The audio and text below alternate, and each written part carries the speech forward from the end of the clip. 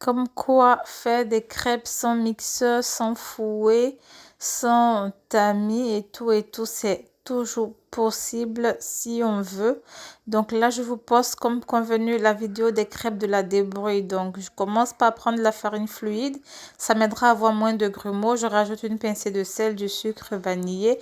Je mélange le tout et je vais rajouter l'équivalent d'à peu près 6 à 7 œufs que je vais battre en omelette comme ça à l'intérieur de ma farine. Donc j'incorpore petit à petit la farine à l'aide de la fourchette. Quand la pâte devient compacte, je vais rajouter le lait au fur et à mesure. Donc je mets un petit peu, je bats, je mélange, j'essaie d'incorporer la farine et je rajoute également le lait encore quand c'est compact.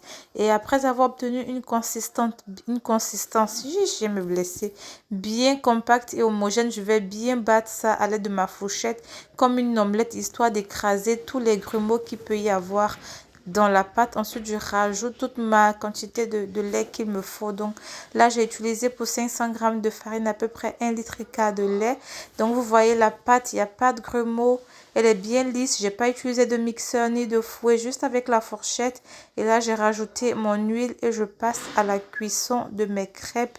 Juste comme ça, les crêpes étaient trop bonnes, sans grumeaux. Et là, on a tartiné avec du Nutella. On a mis dans notre Tupperware. On est parti à la plage pour le goûter. Si vous avez aimé, likez, commentez, partagez.